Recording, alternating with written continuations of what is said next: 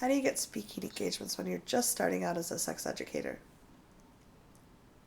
You're asking me? This is Reid from readaboutsex.com. This is Cathy from the intimacydojo.com.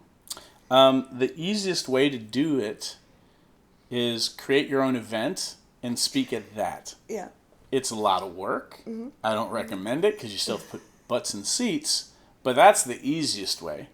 Or just step outside into a busy street corner and just start shouting. Start talking. Yeah, but that's probably not technically a speaking engagement.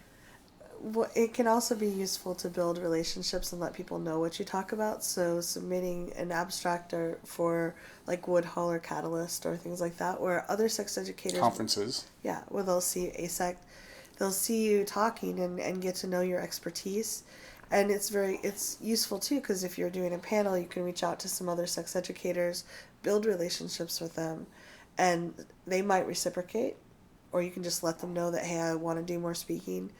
And approach people that are doing events and ask them if you can speak. Mm-hmm.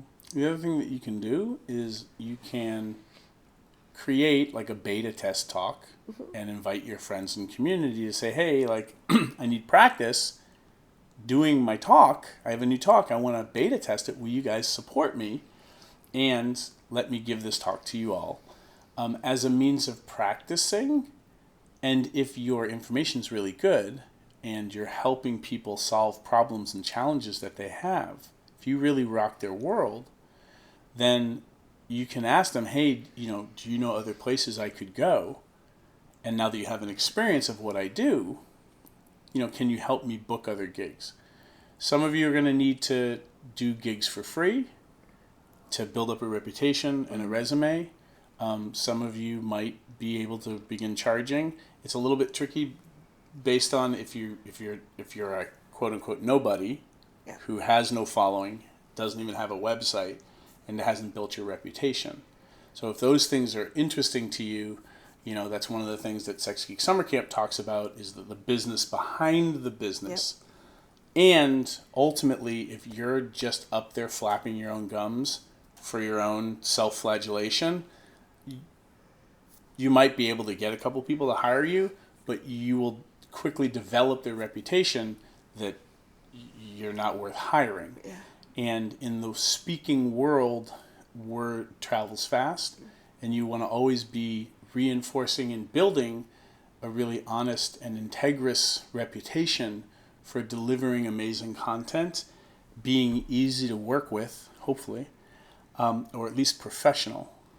And so that your reputation and your content is what eventually gets you the speaking gigs. Mm-hmm. You want people talking about you so positively and so inspired by your work that while you can promote speaking gigs, you have people coming to you asking you if you will speak.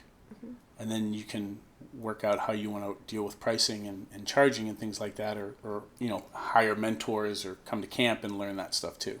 Yeah, and it can be really useful to have what we call a back end. A lot of people that teach and speak, they don't have any products to sell, online passive items, things that people can say, wow, that was a great hour talk, how can I go deeper? Having those things builds a lot of credibility and lets you help people in a way that you may only have an hour, or maybe it's not the venue for you to go into the particulars of the sexual activity.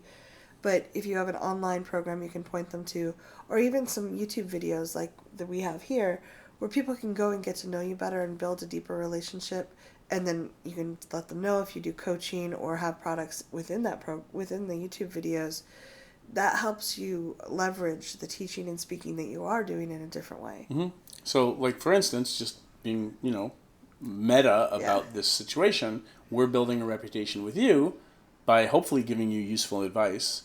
And then I'm inviting you to come to camp if you want to learn more about the business behind the business of sex education. And have a blast. Thank you. So this is the actual example of a back end in motion. And a lot of educators, and certainly myself, when I was first teaching at workshops and stuff like that, all I had was the workshop and maybe a business card or a sticker to give people at the end. I didn't actually have something I could invite them to purchase after they left the class, or something that they could sign up for after they watched the video. So if you're interested in more business geekery around sex education, go to sexgeeksummercamp.com and sign up for the free videos, and then you'll also get an invite to come to camp. Yeah. And then you'll learn more about camp. That's all. And this becomes something, a version of how I can just extend invitations, and then the curious people do it, and maybe you come to camp, maybe you don't, but I'm hopefully, just like we're doing, always giving people value and a positive experience.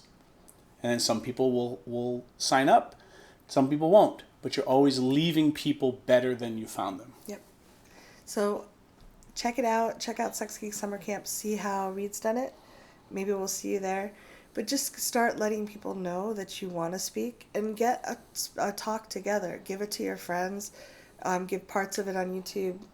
The more you practice it and the more articulate you get on it, the more impact you'll have, and that's important. Yep. And the last thing, doesn't just have to be a lecture or a video. You can film or give live discussion panels. You can do Google Hangouts. There's all kinds of things where you're speaking, teaching through words.